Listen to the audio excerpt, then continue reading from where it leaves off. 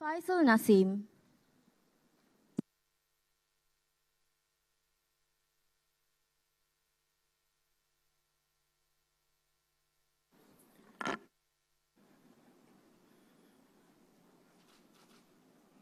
Bismillahirrahmanirrahim.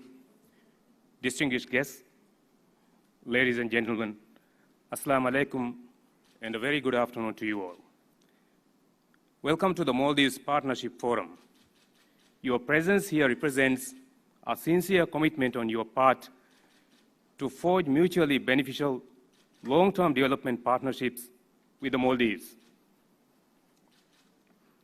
The favorable turnout has exceeded our expectations and reassures that the Maldives is indeed a country with many friends. As you may know, this forum, previously known as the Donor Forum, is being reconvened after a decade. This year's forum is the largest of its kind ever to be held in the Maldives. An event of this scope provides a wonderful opportunity to share our development vision and renew our engagements with our partners. Ladies and gentlemen, development has in the past been predominantly assessed in economic terms. Such measures, however, are on their own inadequate. An impressive GDP per capita in the absence of equitable development and good governance is at worst a meaningless statistic and, at best, one that prioritizes abstractions over actual human beings and their welfare. President Ibrahim Mohamed Solih's government prioritizes well-being of the Maldivian people over all things. The overarching promise of this administration of Jazira Raj is for our citizens to be able to live dignified and fulfilling lives. Our goal is to create an inclusive society free of systemic inequities, one that leaves no one behind, and where everyone has an equal start in life to thrive. Distinguished guests, the Maldives had made remarkable strides in its development journey over the years. However, we are not content to rest on our laurels and wax lyrical on our achievements, not when there are so many pressing issues demanding the state's attention.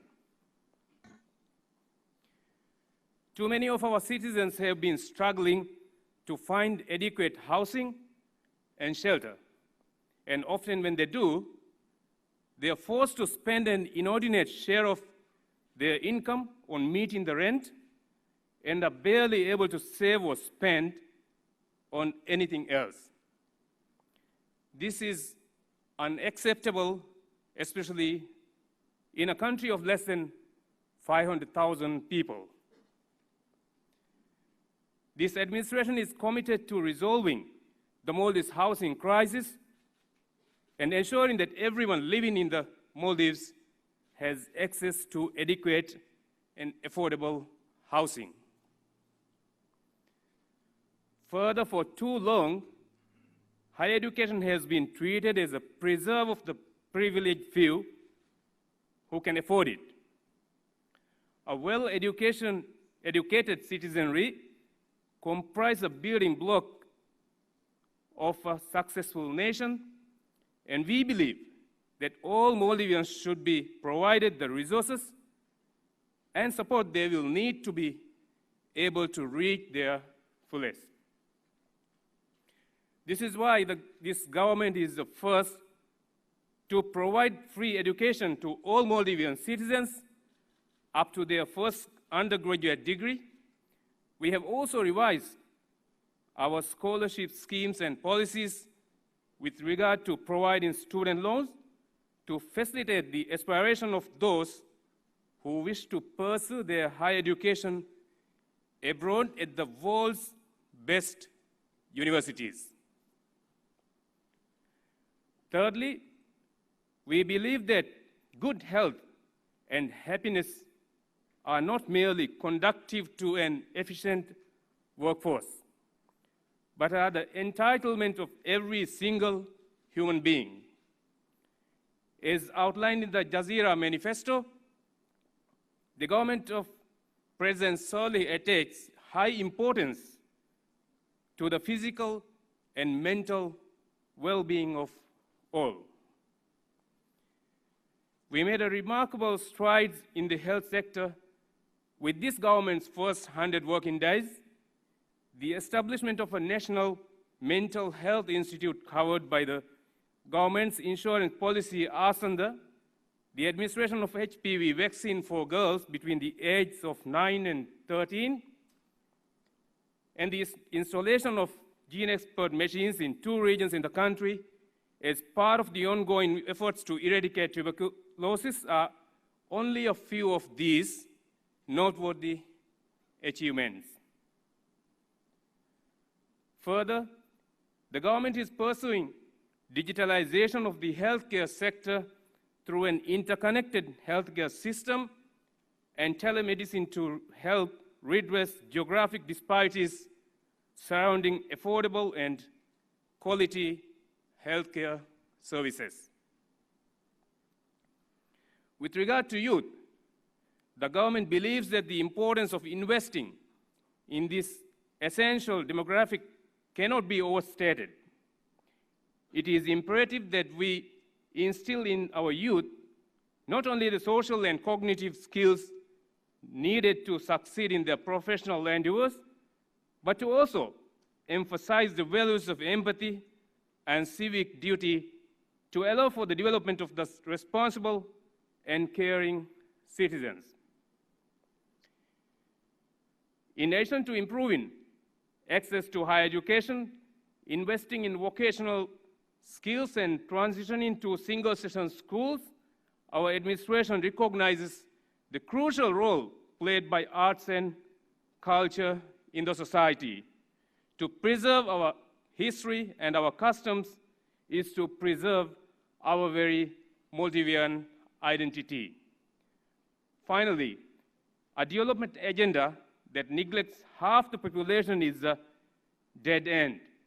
This is why women's empowerment should be at the very core of our policy priorities.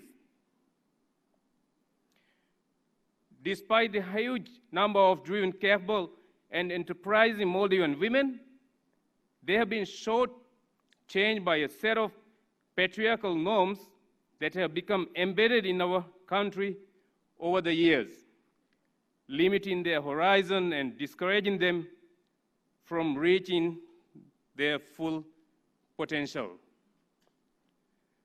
For instance, despite the active role played by women at the grassroots level across all sectors, they are severely underrepresented at the top of each hierarchy.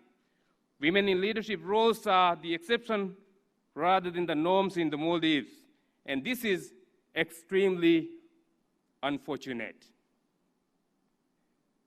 To eradicate gender discrimination and to enhance women's representation, the Maldives government has spearheaded a number of game-changing initiatives.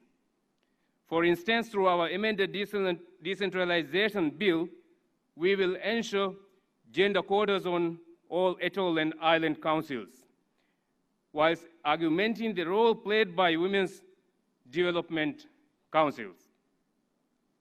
Further, to ensure that women do not have to choose between motherhood and advancing in their careers, we guarantee 6 months paid maternity leave for all women, along with 1 month paid paternity leave for new fathers. In all these important endeavors, we will need the support and cooperation of our development partners. In light of the amount and diversity of our guests, I'm sure that many of the issues that we have highlighted resonate with your own priorities and interests. as well as that of the countries and institutions that you represent. We are keen on working with all of you to help us achieve success in all of these vital areas. Thank you, ladies and gentlemen, and have a nice day in this beautiful Maldives.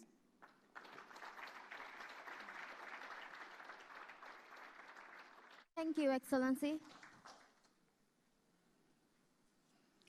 Ladies and gentlemen, just to remind all our participants, the MPF mobile app download link is available on the MPF website. Download now to get updates on the forum and for ease of access to all documents.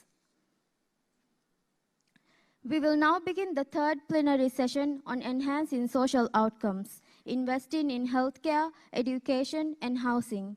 This session will be moderated by Her Excellency Dr. Farhanaz Faisal, Ambassador of the Maldives to the United Kingdom. May I invite Ambassador Farhanaz to commence the session.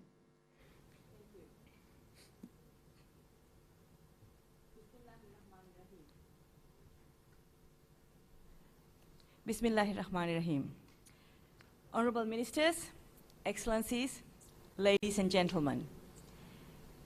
When I was asked to moderate a session for the Maldives Partnership Forum, I didn't realize it was going to be the post-lunch keep all awake session. But then again, a former foreign minister had called me the scary woman of Maldives.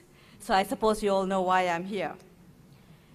And it is scary, ladies and gentlemen, to think of a country in terms of actual size. It's dispersed over an area as large as Portugal or Ireland, and yet it's got only one tertiary hospital.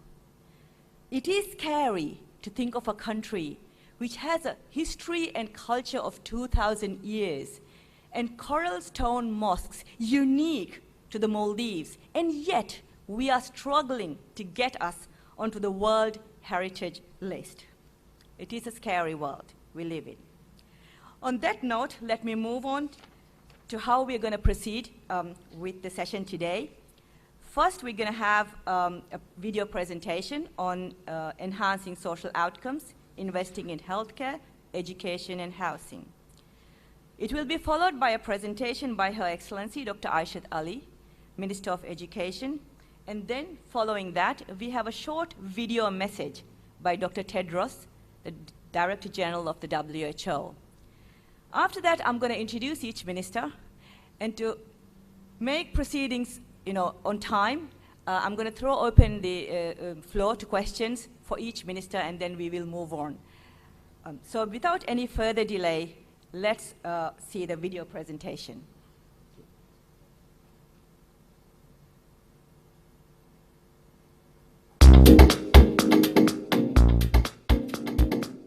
A rapidly expanding economy, a demographic dividend with educated young people,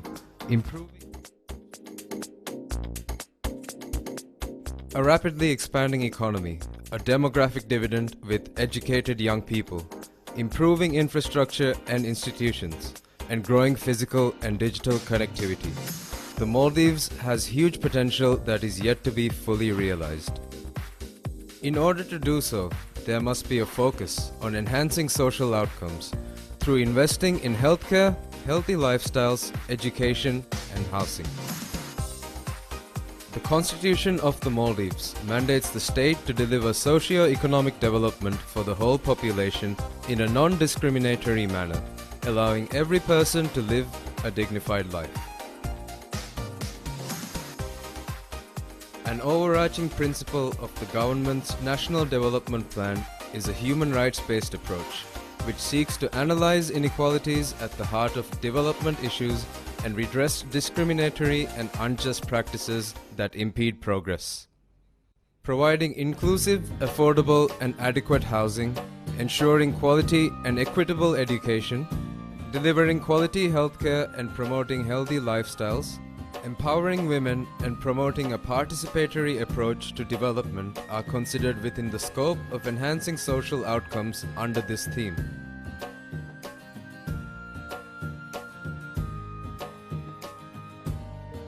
විහා කුඩතන් කොළගෝලෙන් ජේති වරන් උදගු හම එම්මෙන් එෆාහානේ share කරන් ජේති ගින ෆහරන් හෙඳුන ගඩියක එම්මෙන් ඔෆි හද්දාන් J ගඩියක කියු ඕඩරෙන් හම වන්න J කොච්චි තවස් කුඩවීම වරන් උදගු family එක්කම මෙජහෙනි උලෙන් දරින්ත බොඩති වෑරුගවස් මම බප්පයා දෙමි හුන් කාරික දෙමි දෙතරගෙන ඉඳව මෙජහෙනි උල කාගයක් කාම් වනස් බෑබ හැම වන්න ජේනි හම ෆහරකු තිම්මි හොන වද වෙන තංකොළ කුඩවීම වරන් උදගු දති හාලු ගෝලෙන් ජේනි.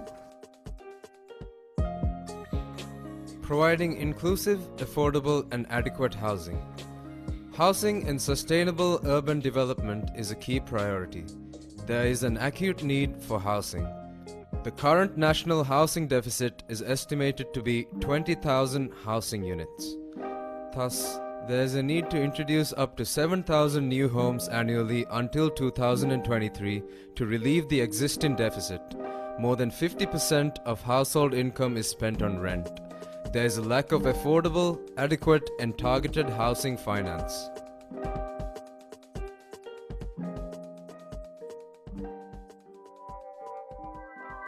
Quality, equitable education. There are issues present in the quality of education. There's a lack of civic education and skills mismatch exist in the labor markets.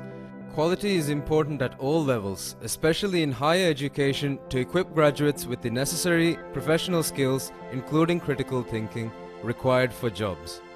Quality healthcare, promoting healthy lifestyles. To ensure access to healthcare, health facilities are established in each inhabited island, even if the population numbers are considerably low. Records from the Ministry of Health in 2016 show a total of 23 public hospitals in the country, with Indira Gandhi Memorial Hospital being the only government-run tertiary care hospital, followed by 6 regional hospitals, 14 atoll hospitals, and 172 primary healthcare centers. Health indicators put Maldives ahead of its counterparts in the region. Life expectancy has markedly risen over the last decades, indicating the improved health status of the population. Despite this, owing to lifestyle changes associated with development and high prevalence of risk factors such as tobacco use, consumption of sugary fatty foods and drinks, and sedentary lifestyles, there is an increase in non-communicable diseases which has emerged as the major cause of morbidity and mortality in the country. Empowering women, promoting a participatory approach to development.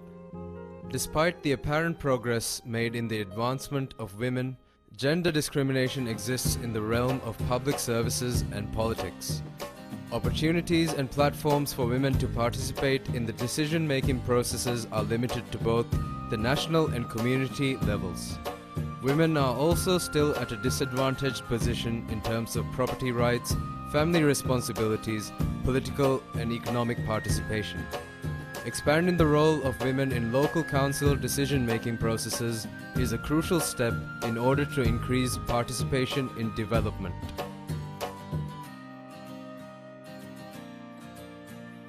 It is only through achieving these key social outcomes that we can move towards delivering equitable socio-economic development to all Maldivians.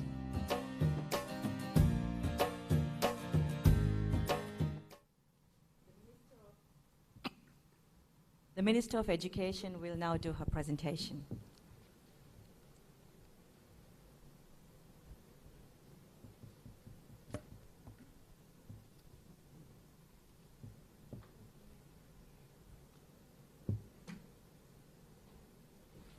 Bismillahirrahmanirrahim. Assalamu alaikum and good afternoon. The Maldives has huge potential that has yet to be fully realized. We have a demographic dividend with educated young people. We have a rapidly expanding economy. We have improving infrastructure and institutions and growing physical and digital connectivity. This potential can only be realized through investment in social outcomes such as healthcare and healthy lifestyles, education, housing, youth, social protection, gender equality, arts, culture, and heritage. To build a nation, we need healthy people. This is why healthcare is a priority in Jazeera Raj. Health indicators put Maldives ahead of its counterparts in the region. Though primary health indicators are impressive, the rise of non-communicable diseases is concerning. This is why a focus on ensuring healthy lifestyles is necessary. There is a need to improve management of healthcare facilities. Training and retention of quality healthcare professionals is one of the biggest challenges we face. The government focuses on providing access to quality healthcare. We are trying to address the issue of medical negligence through legislative efforts and also ensure quality of pharmaceuticals through strengthening the Maldives Food and Drug Authority. Mental health is a key policy area and has been neglected for years. We don't have enough professionals, knowledge, and capacity in this sector. The most important shift in policy we would like to see is increased focus on primary health care, establishment of quality healthcare services across the country.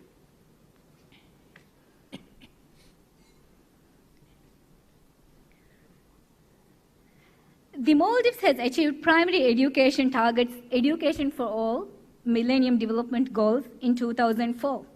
In 2002, universal primary education was achieved in 2002. Thus, the focus now is on modernizing and enduring the quality of the education system through strengthened governance and improved service delivery.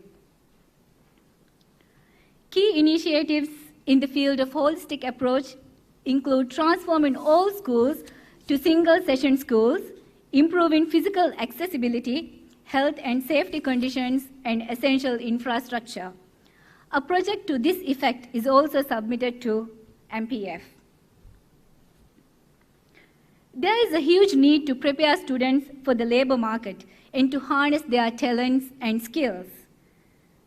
The initiatives include familiarizing students to vocational education and increasing opportunities for higher education. In higher education, the current administration has launched a free education scheme for students pursuing undergraduate studies in the Maldives. Interventions also include providing students with access to financing.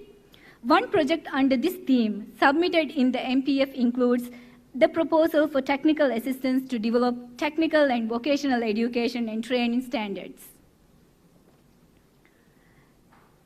The geographical disparity of the Maldives is a challenge in providing equitable access. There is a focus on quality assurance in higher education, providing quality library services for university students and the establishment of a national research institute is a priority. It also includes the strengthening of the Maldives Qualification Authority with the enactment of law. I would like to highlight the projects on establishing the online library service for students, the project on training of trainers in higher education delivery, and establishing knowledge exchange between qualification authorities.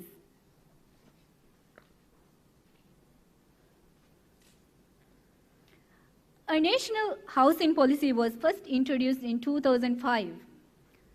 Current government will be undertaking a review of the existing policies related to housing and develop a comprehensive national housing policy. The standards of housing within the existing housing stock due to shortage of adequate and affordable housing and the increase in rental prices has led to extremely poor living conditions, as you just saw in the video. Limited availability and access to housing finance is leading to congestion and substandard housing. The goal of the government is to provide social housing through a policy of inclusivity and affordability.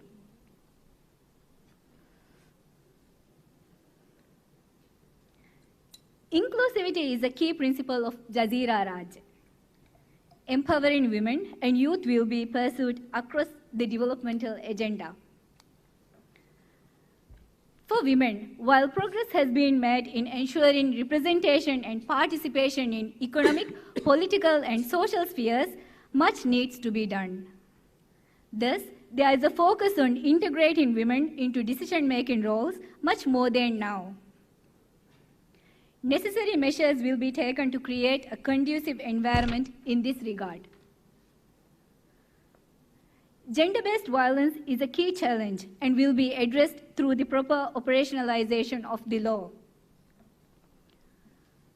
On youth, a key focus will be put on identifying the social problems linked to gang violence and mental health, issues prevalent among the youth population. In this regard, a project for technical assistance in conducting research to understand reasons leading to mental health issues and gang violence among youth is submitted. Our policies will focus on skills development, crime prevention, and providing opportunities for meaningful youth development. The Disability Act ensures a wide range of rights and interventions with regard to persons with disability.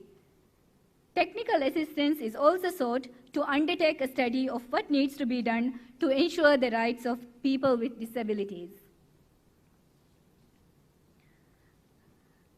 On community empowerment, the island community lies at the heart of the island nation concept. Strong island communities are therefore necessary to sustain development and to retain development gains. Thus, technical assistance is being sought through the project on NGO Community-Based Organization Capacity Building Program.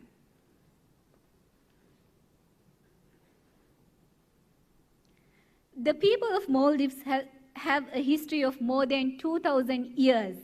We have survived in this island nation because of our resilience and our unique special way of life. To continue to be resilient people, we need to preserve our way of life, our religion, our language, our heritage and culture. In this globalized world, we are losing our way of life and we need to protect and preserve it. For example, the coral stone mosques, which are unique to the Maldives, that shows our Islamic history and excellent craftsmanship, is in dire need of conservation. Many of the social problems we face in the Maldives today is caused by lack of identity and displaced youth. Each island, each atoll of the Maldives has its unique identity, which we need to preserve. Arts, culture, and creativity will foster tolerance and appreciation of other cultures. Art is invaluable for mental health and well-being and social cohesion. It enhances our quality of life. Many Maldivian youth are very creative and very talented. They need avenues to express their creativity and harness their talents. This will contribute to a more cohesive and tolerant society. Thank you.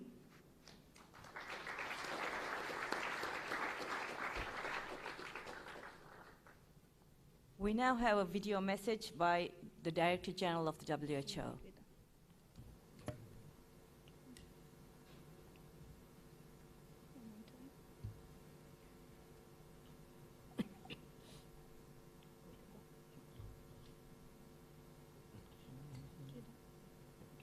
I thank Your Excellency Abdullah Shahid, Minister of Foreign Affairs, Your Excellency Abdullah Amin, Minister of Health, and Your Excellency Ibrahim Amir, Minister of Finance, for inviting me to address this Partners Forum.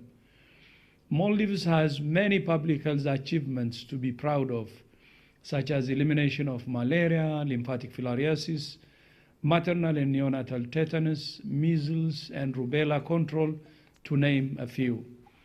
Gains like this are only possible with strong political commitment, backed by impressive health spending of more than 9% of GDP.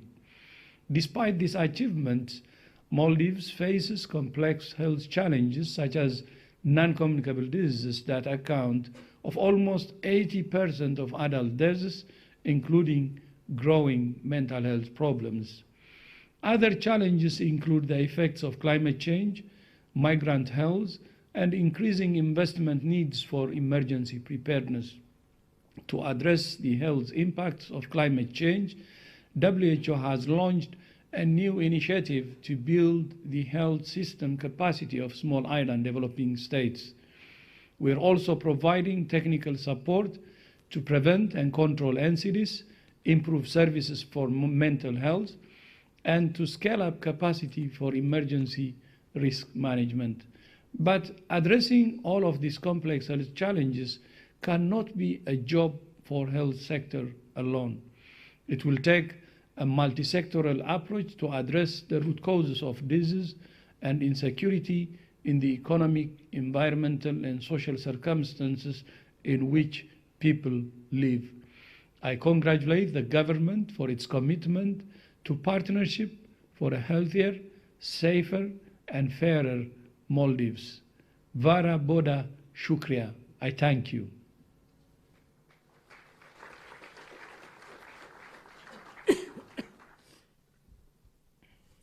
Let's move on to the question and answer session.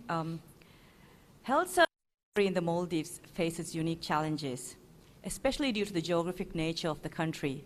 But not only that, we are a country where the National Health Laboratory sits in the Ministry of Health. We are a country where we don't even have a single local geriatrician. On that note, let me introduce the Minister of Health, His Excellency Abdullah Amin, and I will throw open the floor for questions, which I will take perhaps 2 or 3 at the time. So can we have some questions, please? Yeah, I just want to take a couple of questions together, if I may. Anybody else? Okay, we have Australia. Assalamu alaikum.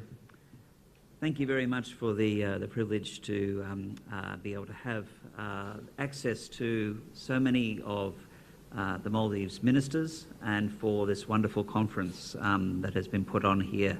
It's really a clear demonstration of the commitment that you have to transparency, to democracy, and into broader engagement with the international community. So I thank you for that. It's our 45th birthday of bilateral relations, and we're very keen to be able to continue to celebrate in partnership. I just wanted to say something in relation to education, but also I have a question as well. On tertiary education, we continue to be a very strong partner for the Maldives. You know that we've had at tertiary level over 650 Maldivians study in Australia. In the last 5 years, 86 at master's level and over 100 at tertiary short course level. And also the Australian alumni here in the Maldives form a very important part of the chapter for the Maldives Women in Leadership, which I think is a very important part of moving forward with the women and gender program that you're also trying to progress. But my question relates to tertiary with vocational education. But we're going to take the health questions first, and we will go by minister by minister. If you can just hold on for a little while. Well, maybe I just give you my question. And yes, okay, we can do that, yes. But really, I'm just interested in vocational education. We've had a couple of mentions in relation to the importance of vocational education, and I would just be interested to know the priority sectors that are there.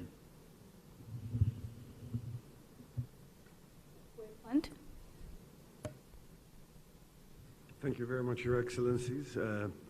Again, I thank God I only have positive and supportive statements. I'm pleased to see that all 3 housing, healthcare, and education were brought under one item or one session.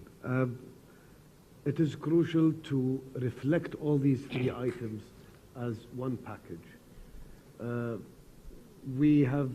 We've had experience in healthcare, education, and infrastructure for housing projects, as our policies do not allow us to finance the actual physical houses.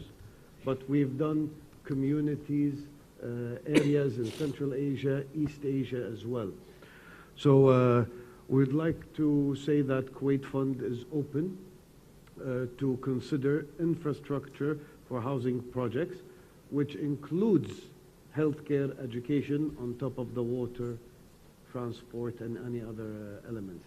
However, should the government deem that as a top priority project, we are keen to receiving any official in the near future for such project, with any cost estimates, if we can phase it out. So far, we're doing at, I think, $50 million per cycle, so I think it should be within that range. Thank you so much. Questions for the Health Minister? Well, yes. Good afternoon. I don't have a question. I'm Dr. Arvind Mathur, WHO representative, and just reiterating the point that my Director General of WHO, Dr. Tedros, has said.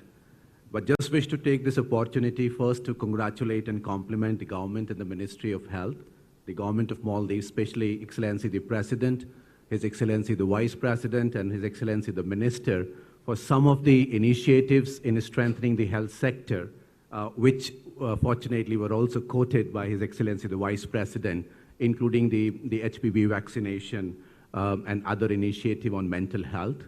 The point that I wish to reiterate over here is the focus that has been set on the primary health care, while on the other side we do realize and recognize the importance of bringing the tertiary hospitals so that there is a whole network of health facilities that is available to provide the services.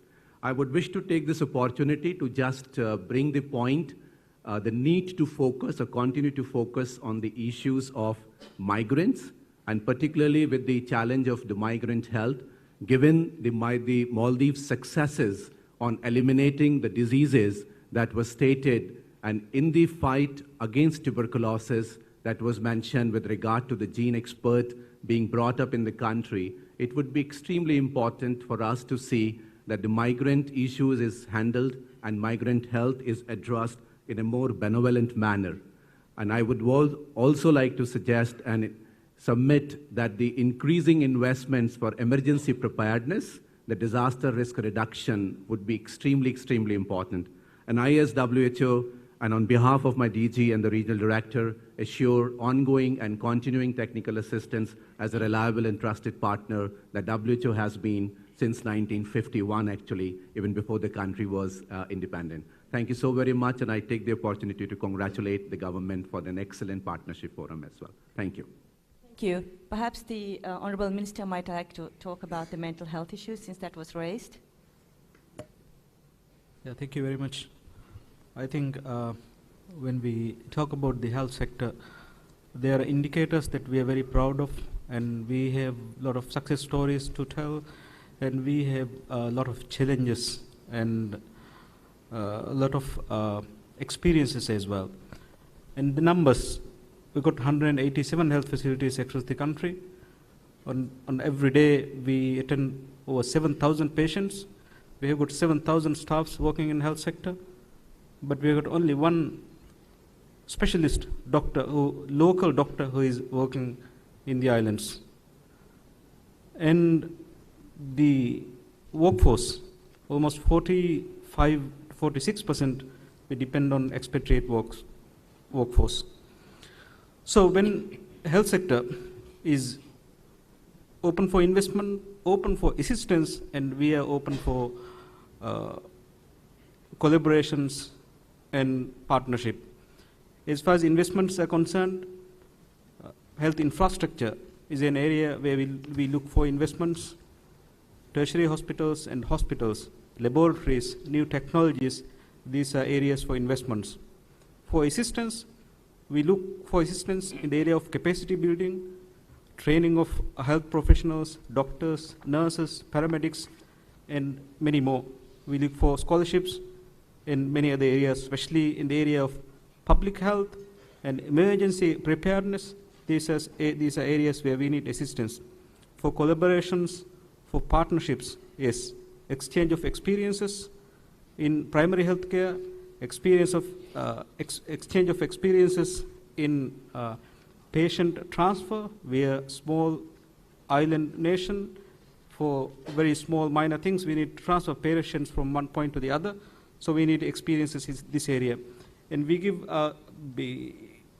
because the nature of our geographical nature of the country, I think we look forward for climate, green, resilient health facilities. So these are our priority areas. I think since in this forum we have got lots of representatives from various friendly governments, I think these are areas for investments, assistance, and collaborations. As we offer the best hospitality you could experience in anywhere in the world, our hospitals are open for investments, for assistance, and for collaborations. Thank you. Thank you, Minister. Let me move on to education now. Maldives is the only country, I think, in this region where majority of our children, they have to go to school either in the morning or in the afternoon because there isn't enough classrooms or facilities for the schools to have them as one single session. Now that is heartbreaking. Let me introduce the Education Minister to enlighten you, but we would take a few questions on education, but Education Minister Dr. Aishat Ali, Her Excellency Dr. Aishat Ali will answer that. So if we can have some questions on education, if anyone's got any questions. Thank you.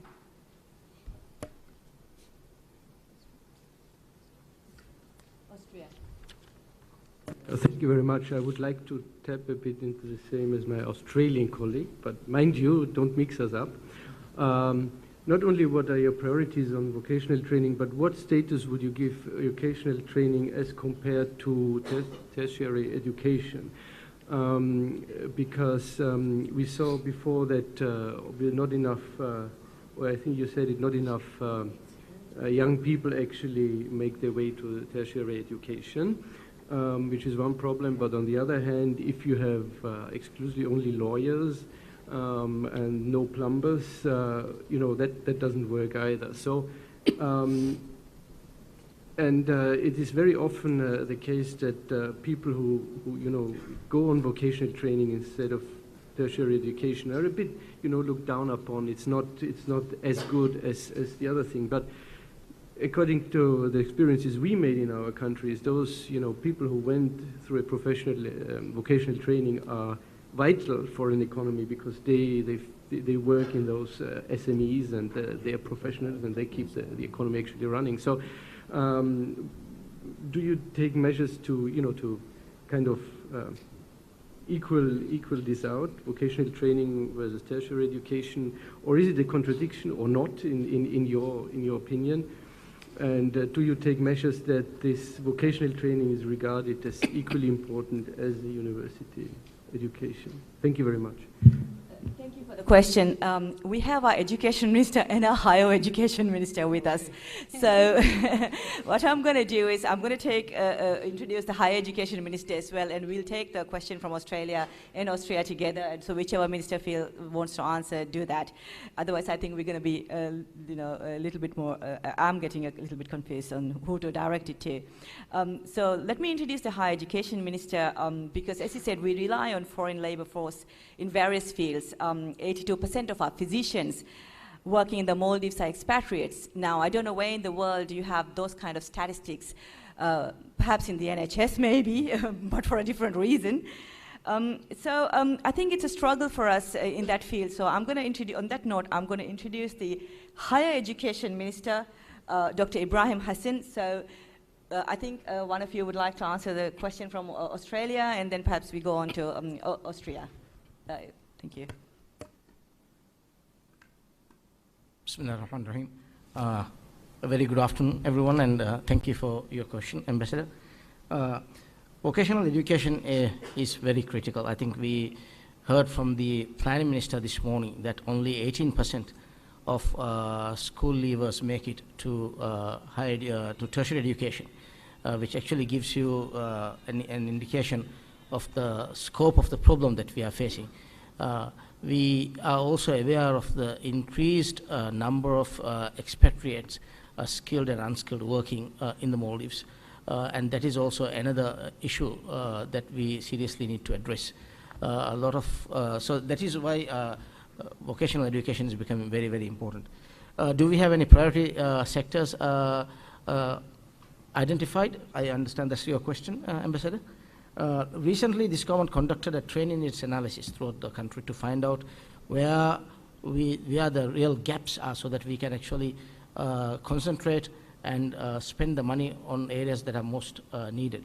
So we can actually share the findings of that study with all delegates of this forum. But what's interesting is that this study actually identified new areas that we did not talk about in the past. For example, in terms of the tourism industry, the training needs analysis we conducted throughout the nation recently identified areas like water sports and guest house management as significant areas that we need to actually look into in terms of developing human resources for the Maldives. So I think that may answer your question. And the second question from Austria, I think to a certain extent, what you said is also true for the Maldives. But I remember very clearly when I left school, parents always preferred their kids to actually get a desk job in the government. That was the year when the hotel school, the hotel school was established as part of the tourism industry activities. And I remember the few who wanted to go and become study culinary studies. They had a lot of challenges because they were embarking on something that boys were not accepted to do at that time. But if you look back, these people who actually went and trained in those areas at that time now earn a very good money. And they are also key people in the industry today. And they are very well respected. So I think how we look at vocational education over the years have changed significantly. But we still need to actually give more emphasis and we need to really give more emphasis to this vocational education so that this will become attractive to the public. I think it's important to find out, important to note that the Maldives Polytechnic, which is a government institution providing free vocational and technical courses in the Maldives, recently we opened, we had the highest enrollment rate at the institute over the last many years, an indication of the success that we have achieved through marketing and promotion of vocational areas in the Maldives. So there's a long way to go, but I think we are on the right track. If I have not answered your question, please point out, and I will try to answer that again. Thank you. Thank you, Minister. And perhaps the Education Minister would like to add on to that. You know, I'm actually was touched to see the emphasis on special education needs on one of the papers I have been given, and I would like to know a little bit more about it, if you want. One of the challenges we are facing currently is catering to the special needs of our students. Since our country is in such a way, we cannot actually address the needs of these students. We need to focus on capacity building because we do not have enough trained teachers in this area. One of the projects that we have submitted is on capacity building. What we have here is we have some specialized schools in the central city, Male, but in the islands we only have 1 or 2 teachers, but we have a lot of students with special education needs. Another problem we are facing is students or children, their disabilities need to be identified at infancy stage. It is a stage where there's a lot of confusion. People say that they have some sort of disability, but it's not identified. So what we want to do is we want to have curriculum-based assessment. We want to have something like capacity building in our Department of Inclusive Education, which is situated in the ministry. We want our staff to do a functional analysis and identify kids with special education needs before they come into the school. So those are 2 projects that we have submitted to this forum. Do we have any more questions on the education sector or the higher education sector?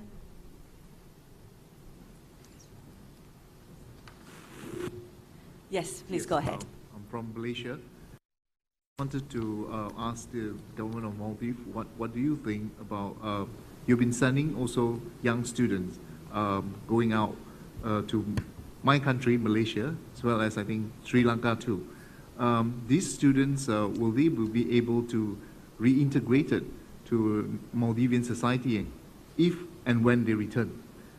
Because I've been hearing something like in Malaysia, because you know the language that mostly these children will be undergoing will be in English, and because they are mostly in private institution, and when they come back to Maldives, I just wanted to know how, or is there any policy to reintegrate them to the Maldivian society? Thank you.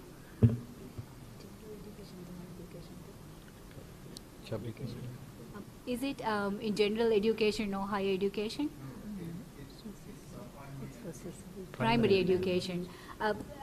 The medium of instruction in Maldives is English as well, so there will not be a problem in reintegrating them back into our education system. Oh, thank you.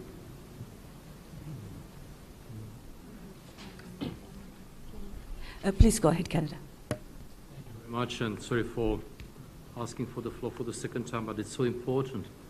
The question I am having is to what extent, your education visions are part of all the plans and strategies we heard about earlier this morning. In particular, I would like to know to what extent it is linked to this national spatial plan, a national development plan. Because you mentioned that this is the only country, if it is really so, when children have to go to school in the morning or in the afternoon.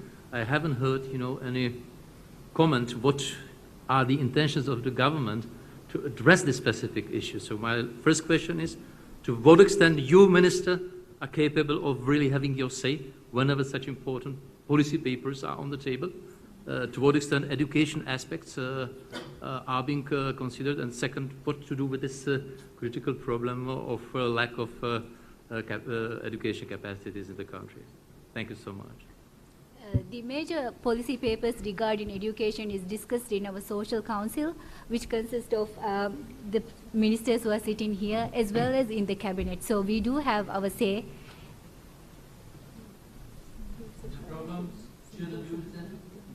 The schools. One session school. We talk about this categorization center, then the 5 urban centers, the 9 suburban centers. To what extent, you integrate the educational level of capacities in all these plans? Regarding the single session schooling project, we are actually trying to convert all our schools to single session schools. At present, we have 213 schools, out of which 63 are double session schools. And due to this, the students actually are deprived of some of the things that students in other countries are enjoying. Namely, we do not have enough time to give them extracurricular activities. We do not have enough time to teach skills in the school. We do not have enough time to conduct uniform-based activities in the school. So it's a major policy of the education sector to convert all the schools to single session schools.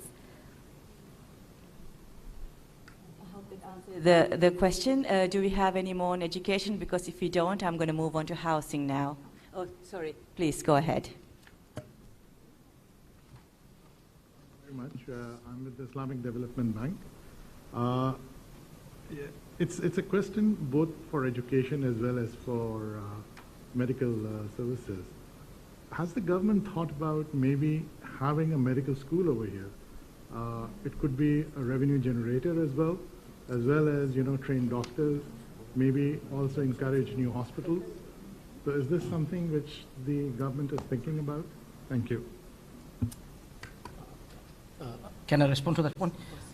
We do not have a medical school at the moment, but the Maldives National University has a medical faculty which is now working towards their first MBBS program in country.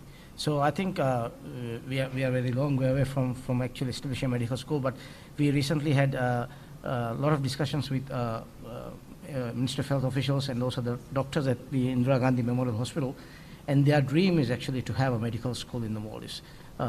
Because as you all know, one of the difficulties in training locals in various areas of medicine is to get a seat in a medical college in the region. It's one of the most challenging things that this government has faced, also the previous governments.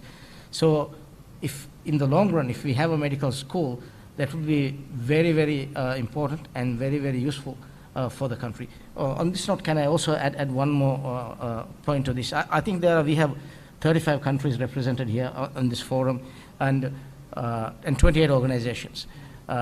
Human resource capacity is critical for the development of the region. This government is spending a lot of money to award scholarships, both in the Maldives and also overseas. And we are also, we have established financial schemes where students can borrow money from the government and actually go overseas and study. But as you know, the money we all have, the money we always get is never enough. So I was wondering if each and every one of you could pledge at least 2 long-term scholarships for the higher education sector. That would go a long way. Because we have recently conducted a nationwide training needs analysis. We know where the critical areas are. We know where the gaps are. So we are very happy to share that information with you. So if all the organizations here can commit to at least 2 to 3 scholarships for the Maldives human resource development, I think that will be a great achievement from this forum. Thank you very much. Thank you, Ministers. I'm going to move on to housing now because I'm told I have to stick to the time.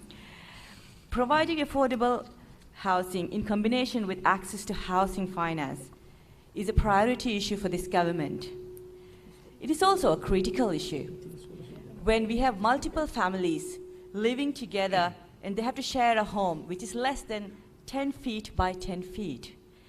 Now, the lady who's tasked to deal with all these issues is our housing minister.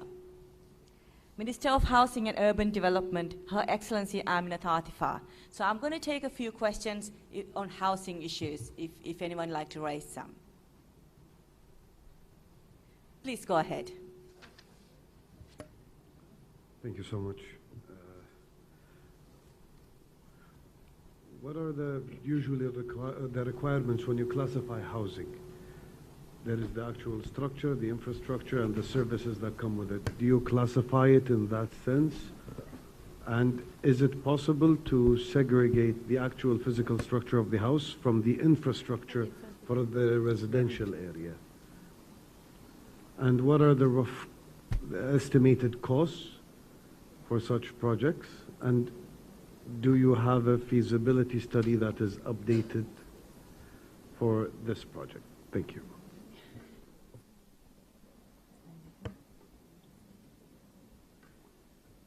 Thank you, Your Excellency. Good afternoon to you all. Actually, it's a very appropriate question to take on today. Well, we classify housing in this government to be delivered as comprehensive housing, where when the housing unit is completed, we want to assure that all the infrastructure which is related for a complete house or a household to start living comes in together. So our ministry and Ministry of Infrastructure will be working together towards delivery of housing. Looking at the investment cost towards a housing, with social housing which we have standardized, we have standardized regulations given out to the investors already, which is costing about $45,000 to $40,000 per unit. That's the estimate we have right now. But these units come in this rate when it is given in a large number like 100 to 150 housing units. Otherwise, I don't think this amount can be achieved. Thank you. Do you have any other question on housing, please? Yes, please go ahead, sir. Yes, this is Bandar Labeid from Saudi Fund for Development. I would like to thank you for your kind invitation and well-organized forum. Regarding to our project, we allocated $25 million to the housing project, and we would like to increase our share, inshallah, next year once we start our project this year, inshallah. And also we allocated about 25 million US dollar for fishing sector, and we would like to start it soon, inshallah, within 2 months. Regarding just other question for His Excellency the Minister of Health, our project will General Hospital in Hitadu will be integrated soon, inshallah, within 2 months, 3 months. So we would like to know if you have specific project for next year. We will be happy to participate, and with our coordinate with other donors, we will be happy to participate. And for education sector, also educational sector, also we are interested to participate in this project, depend on the government priority project. So we would like to start with them if you have specific project. Regarding to the Minister of Housing, would like to ask if there is any amount of need, total need, we would like to know. So our share is 25. We would like what's the gap of this. We can invite our organization sisters. We have a good relationship with the Kuwaiti Fund, Abu Dhabi, Ofid, other organizations. They would like to participate. So if you have an image about this, please give us an idea about the gap of financing gap. Thank you. Thank you, Excellency. Actually, we were hoping to sign on the agreement with Saudi Fund during this session, but unfortunately we couldn't move on with that. And I'm hoping that during the coming month we'll be able to sign on the agreement and start off the housing project, which is in the pipeline already, which is going to be built in Mali region. Regarding the housing gap, of course there is a huge housing gap in delivery and affordability of housing as well as housing finance as well. So I can share it with you all this information in tomorrow's sideline sessions. We have a gap. We are estimating to be about 20,000 housing units to be provided by this government within the next 5 years, or hopefully the end of the 4th year period. But I'm willing to have a discussion with you tomorrow sometime regarding all the details which you may require. Thank you. Thank you, Minister. I'm going to move on to arts, culture, and heritage now. And I've got some good news. For the first time, we have a heritage ministry. And I'm thrilled about it. And we needed that. We are losing our identity and our culture, and we are proud of our culture. It's a 2,000-year-old history. But we are not going to let that happen, because we have our culture minister. And we may not have theaters in the Maldives yet, but we're going to have some to showcase our dances and music. And we may not have many art galleries around the country. You know, we have very few. But we're going to change that. So on that positive note, let me introduce our Minister for Arts, Culture and Heritage, Her Excellency Yumna Maumon. Now I'm going to take a few questions on culture, heritage, and I'm sure somebody might want to ask about the Coral Stone Mosques. Thank you.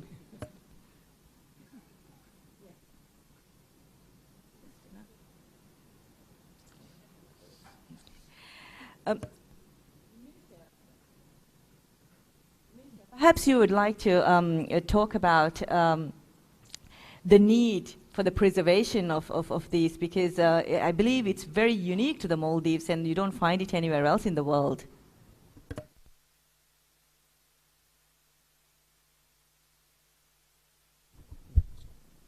Thank you, ma'am. Me kuda kuda jazira rajya hurhabefna marhaba.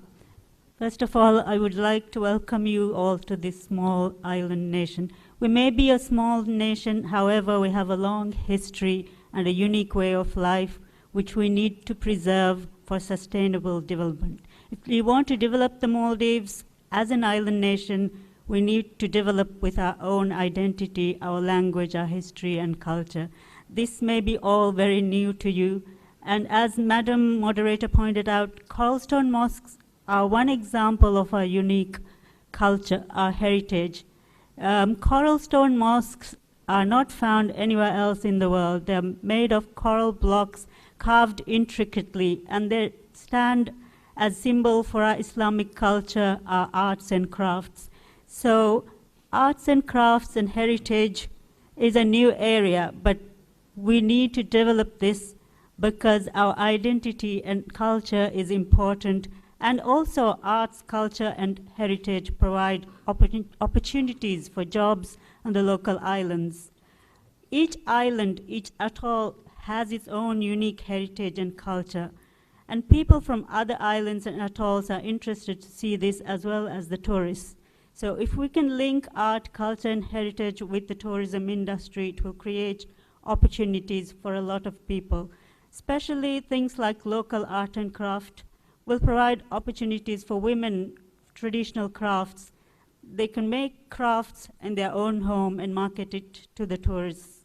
And as for the arts sector, it's important to foster the arts for creativity, for mental and social well-being. I believe many of our social problems are caused because our youth, we have very creative, talented youth, and they lack the opportunities to sort of harness their creativity. So we need to invest in arts, culture, and heritage. Investing in arts, culture, and heritage means you're investing in a tolerant, peaceful, inclusive, and creative society. So this is a new sector, what we need to include this in our development plans. Minister, I will see if there's anyone. Everybody saw the Maldivian dancing of people who were there last night. It would be a shame for us to lose all that. Maybe perhaps, Minister, would you like to comment a little bit on the art side of things? I believe one of the girls, a local girl, won some kind of competition in the worldwide. So we have our talented artists, but unfortunately, no means of showcasing their work. Yeah, I think a talented young woman won the youth logo competition worldwide, and we have talented artists, visual artists, performers, musicians, and they lack avenues to sort of improve their talents or even to study in the area of arts and performing. So we need to harness that talent, and that will create a lot of opportunities for the youth, I think. Yeah, I need to move on now to gender, family, and social services. This government is committed to increase the role of women in all decision making. We want to focus on such areas such as the rights for persons with disabilities. Unfortunately, at this moment, this is a country that badly needs to provide access for persons with disabilities in our schools, government offices, or in public spaces. The minister in charge of all these, together with the social protection, is our Minister for Gender, Family and Social Services, Her Excellency Shidata Sharif. I would take a few questions on the gender issues or disabilities or in any of that areas.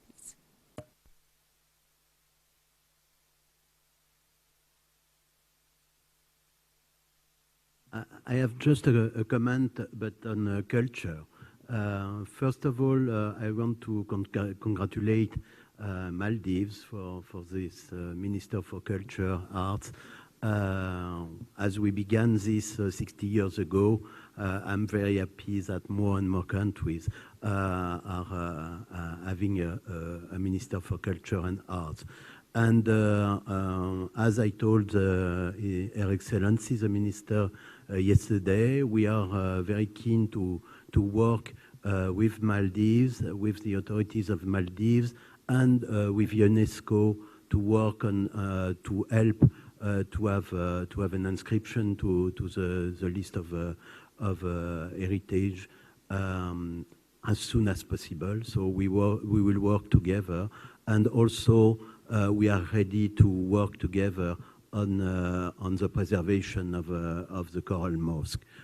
So we have already archaeologists working on this. So we will be very happy to try to see how we can help. That's much appreciated. Perhaps the Minister for Gender would like to talk about, tell a little bit about the disability issues we face and the fact that we don't have rehabilitation services. The Minister for Gender. Thank you very much, and a very good afternoon, everybody. It's indeed a great pleasure to meet you all in one room like this and talk about our social issues and areas where we would like to collaborate and seek assistance. Before going into specific issues, I just want to make a comment. Like, when we talk about social protection and vulnerable people, it normally goes out of the radar when, in terms of development. So we mainly focus on infrastructural development, etc., but we get to neglect people like, children, elderly, and persons with disabilities, etc.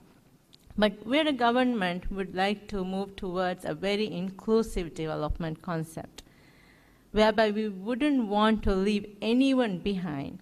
But the situation right now is that we do have children who's not able to go to school because of their physical disabilities or their mental disabilities. We do have children who cannot go out of their homes because of their disabilities. We do have elderly who sits inside a house, a very small room, because of inaccessibility around the country. The inaccessibility we're talking about, not just physical inaccessibility, also about the services inaccessibility. We're talking about that living in a country where we do not have very minimal basic rehabilitation facilities. Like, if you look around, we have only 2 or 3 speech therapists to cater for everybody in the country. And unfortunately, we do not have, if my information is right, we do not have a single occupational therapist who work with children with disabilities in this country. Hence, we're trying to develop an inclusive education and therapeutic intervention within the school system and within other rehabilitational services as well. So these are very basic things that we're talking about, but unfortunately we're not able to have it right now within the system. So this is what we're asking. This is what the government is trying to invest today. And then we do need to understand the gravity of the situation that we're talking about. Hence, we're proposing to do an analysis, a data collection of persons with disabilities around the country.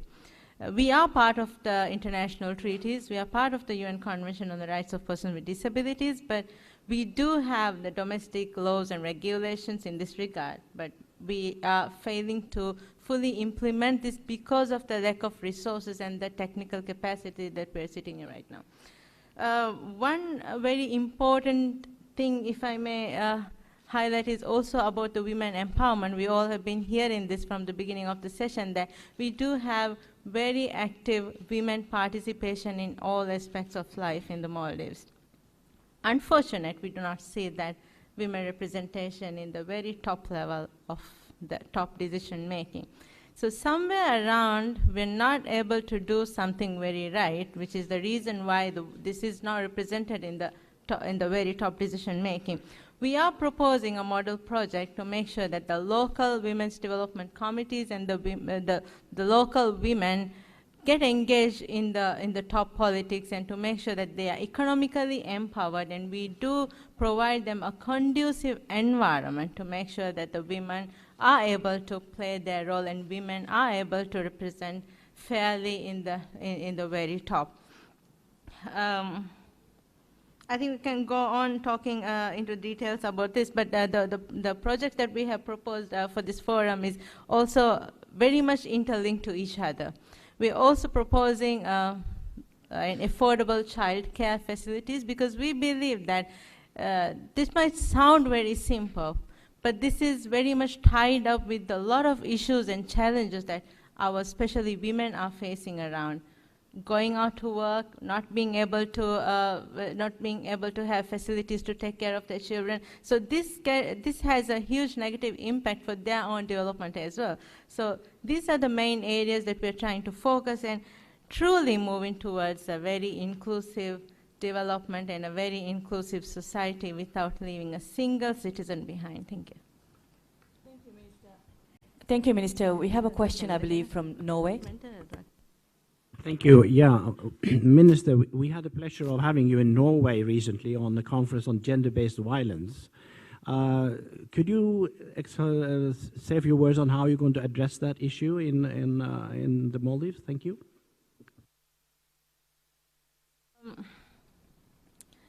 I'll start with a positive note that we are among those countries who have a necessary legal framework in terms of protecting gender-based violence. We are also establishing necessary facilities to make sure that we provide support to the victims of violence as well. But due to the geographical nature and, like I said, inaccessibility, we find a lot challenging to make sure to step in on time and provide the necessary support when in terms of providing a safe environment, especially for the victims. However, we are working together with a lot of other international partners and local partners to make sure that this happens. We are initiating community-based approaches like community social groups in each and every island, because we need to come up with a mechanism whereby that mechanism is comprehensive and it sits in that particular island so that we address the issue then and there. So we're trying to move towards a very community-based approach, and we really hope to get through with the proposed programs and projects in this forum as well. Thank you, Minister. I'm going to move on to the youth now. 65% of the population in the Maldives is under the age of 35. But sadly, there are several issues such as gang violence and mental health issues, drug-related issues. These are major concerns for us. Let me introduce one of, not the, I was told, but one of the younger ministers in this government, the Minister for Youth, Sports and Community Empowerment, His Excellency Ahmed Mahloof. Now I'm going to take a few questions if anyone's got any on youth, sports or community empowerment.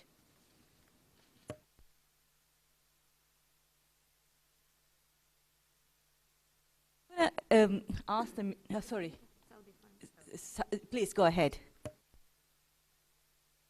Yes, thank you. Just a question for the ministers regarding to these issues. When you're ranking your project, did you take this issue in your mind when you're ranking your project, social protection, youth people, and how to invest their time, the youth people in your project? Did you make that element when you're ranking that project? Because Saudi fund current portfolio, it's about $250 million, and we are planning to increase this amount. So we would like to make sure all of these elements directly or indirectly solve this problem, or touch these cases in somehow. So it is an element in this when you're ranking this project, when you provide this project to any financer. Thank you. Which minister are you addressing? I'm really sorry, sir. Actually, both Minister of Family and Youth, because when you the gender, I'm asking, when you're ranking this project and provide it to the financiers,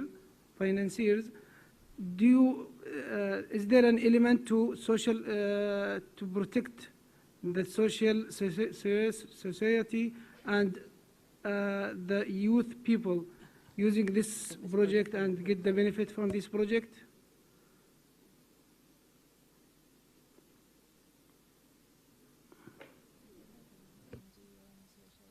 Yeah, thank you very much. We've already submitted some of our programs and proposals related to youth and community empowerment. So if you would like to have a sideline meeting with us, I think that would be great, so that we could further discuss on that issue. Yeah. Perhaps Minister Would you like to talk a little bit about what what areas are you concentrating on, especially regard to the youth unemployment and the community empowerment issues? Yes, thank you, Ambassador. As you have mentioned, the young population of Maldives, it's 65%, below 35 years, and 45% is between 15 to 35 years. So we really have a young population. But all these young people, due to lack of quality education, health, they decide to migrate to the central zone, to the capital, the concrete jungle. And it's really expensive living in Male, where some of the families, they are forced to live, you've just seen on the video presentation as well, some are forced to live with 15 people, 10, 15 people. And in most of the cases, it's the young person who has to stay out of the house. It's like they sleep on duty. But when the young person is out at night, there's nothing for them to do. We are unable to provide them such services, facilities for them. And that's when these young people are dragged into gangs, drugs, other social issues.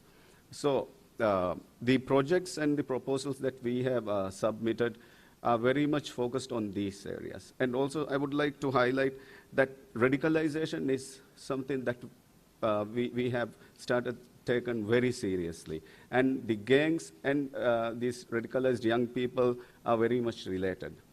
I would say that we have never had a proper research or study related to the youth issues. So one of the proposals that we have submitted is very much focused on that as well. In addition, I would like to note that all the NGOs and CBOs falls under our ministry now. So when it comes to the community empowerment, we are very much focused on empowering the communities through these NGOs. So like we have about 2,500 registered NGOs where only 300 are active. And the main reason that we feel is that there are lack of resources and capacity. We've recently launched a white paper for public comments. And also I've personally traveled to about 100 islands. I've met local councils, youth groups. I've checked the facilities related to youth and sports, just to get an idea of what their needs are. So basically our proposals and projects are very much focused on this. And I really hope, I really look forward that we would be getting your support, assistance in running these programs. To make it very simple, maybe like we are working on conducting language courses in these communities, Arabic, Chinese, Japanese, French, So even just a small support from all our partners here would be a great support for us at this stage. Thank you very much. I'm going to take one or two last questions to any of the ministers.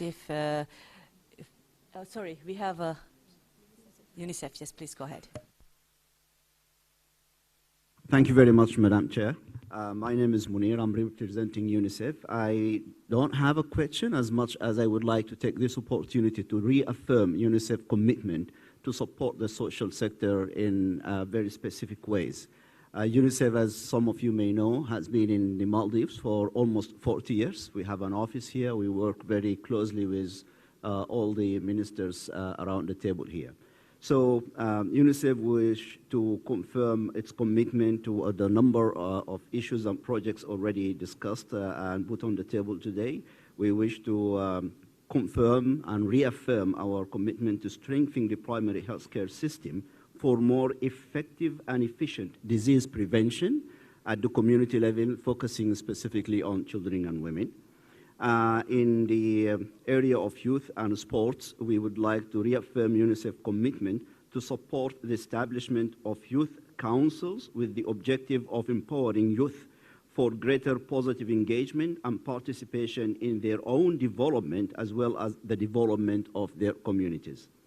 UNICEF also reconfirms its commitment to support the introduction of the Sports Day of the month for the people with special needs in Greater Mali as a step in the direction of making all public parks and playgrounds fully inclusive. We have already had discussions, and we look forward for the actual implementation of this project.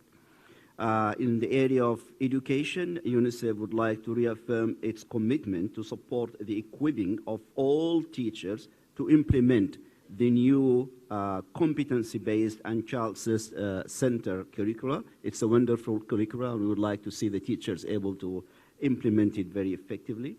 UNICEF reaffirms its commitment to support the enhancement of the schools to deal more knowledgeably and effectively with the emerging challenging behavioral issues among school pupils, and a number of these issues were discussed and highlighted here, including violence.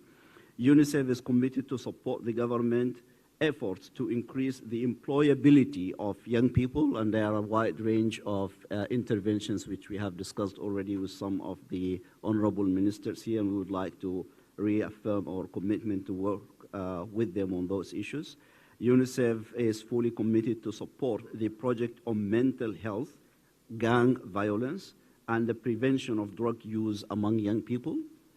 And UNICEF is committed to help with the promotion and preservation of the Maldivian culture of tolerance, focusing specifically on the issue of de-radicalization.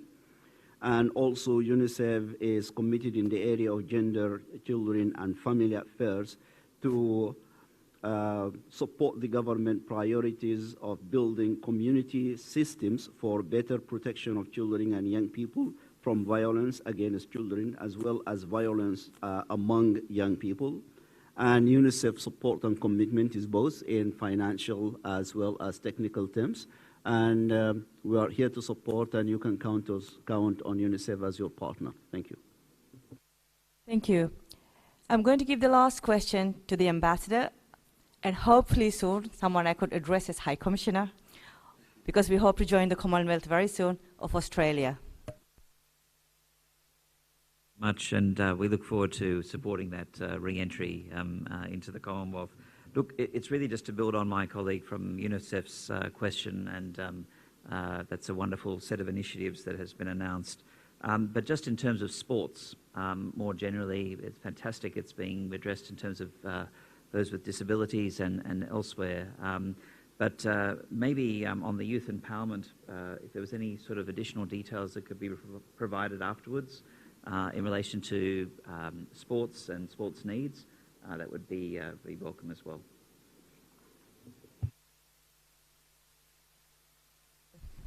Thank you. Well, thank you very much, all the ministers, for giving us our time, and all the delegates here. And I believe we've had a very useful session, and I won't stay in the way of tea or coffee any longer. So thank you very much, everybody. Thank you.